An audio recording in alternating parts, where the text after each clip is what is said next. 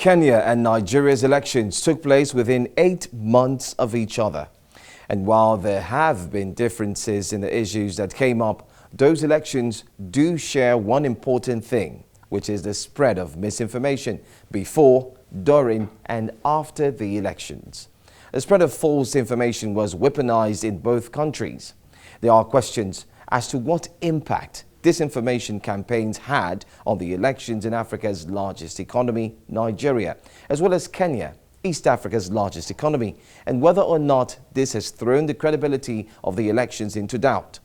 Fact checkers in both countries continue to work on reducing the spread of misinformation and have identified the different ways in which misinformation is spread in order to be able to manage and reduce the rate at which the public became misinformed. And that is where News Central and Africa Check are beaming the spotlights this week. So I'm going to say, welcome to The Proof, powered by Africa Check. I'm Joe Hanson. Let's go straight into today's story.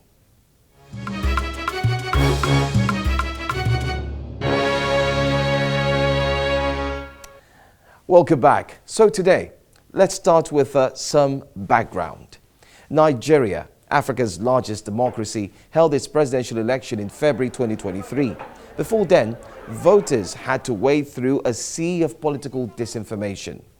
What we saw was that the spreading of false information continued as voters voted, as the votes were being counted, and afterwards.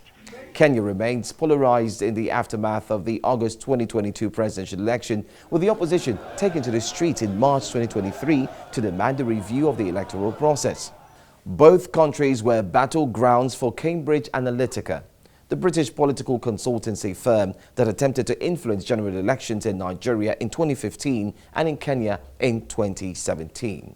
But this is not just about key elections that have held, but also those coming. Now, nearly 10 other countries, including the Democratic Republic of Congo, Zimbabwe, South Sudan, and Sierra Leone, will hold presidential elections in 2023. Joining me now is David Ajikobi, Africa Check's Nigeria editor. Good to see you here once again. Thank you so much for being here. Now, if we combine this year and next, how many elections are we indeed talking about? Yeah, thanks for having me, Joe. It's great to be here again. So with the 2023 elections, in South Africa, Ghana, Rwanda, Ethiopia, and Egypt, we are going to go to the polls in 2024. If we added parliamentary elections, we would have about more than 20 African countries who will be voting in 2023 alone. So against this political backdrop and the potential for disinformation, the forecast for honest public debate and post-election stability from where we sit is actually quite gloomy.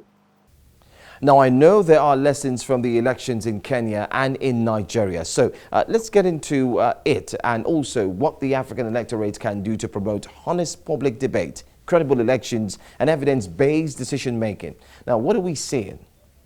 So political campaigns are increasingly targeting the media, the judiciary, and election management bodies with political disinformation.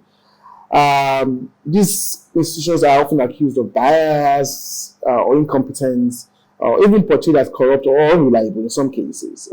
Some false information or misleading information is used to intimidate journalists or officials perceived as a threat to people, to some candidates' political campaigns and things like that. So, for example, in Nigeria, there were reports of political groups exaggerating and announcing their candidate's victory before the country's Independent National Electoral Commission had collected and announced the results for the elections. And essentially, the aim was to undermine the credibility of these institutions and the people who work within them, to erode public confidence and promote diversionary alternative narratives that will sow discord and confusion among the public. Nigeria is a country with diverse cultures, religions, and ethnicities. Do you think this diversity also impacts the country's elections outcome? Elections in many African countries are seen as ethnic consensus, unfortunately. as public mobilization is often along ethnic lines. As a result, public debates on key issues such as the economy, jobs, governance, education, infrastructure, healthcare is often stifled and put to the back burner. Instead, what we have is the ethnicity of the candidates or the politicians that are emphasized, with negative stereotyping dominating political narratives. In Nigeria, for example, these issues, along with political zoning and geography, came to the fore. We saw how the Muslim ticket, the Christian, and things like that played out, And exploiting these divisions make it easier for political campaigns to invoke ethnic, religious, and even cultural solidarity, which will polarize and pollute the debates, and possibly win elections without addressing the main issues, the main public policy issues that should drive the elections themselves. Was this the case with Kenya too? So what happened in Nigeria is very similar to what happened in Kenya. But what we saw in Kenya was sort of the hijack of culture by political dogmacy. So that's it.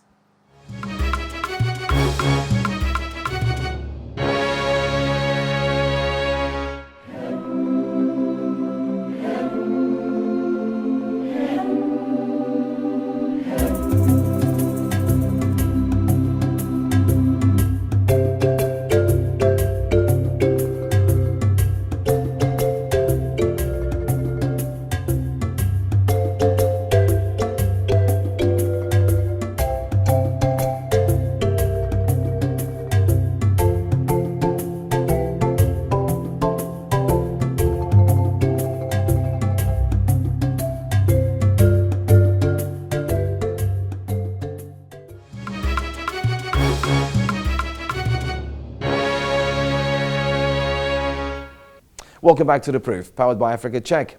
Now, David, do you think social media platforms can also regulate the spread of false information on their platforms?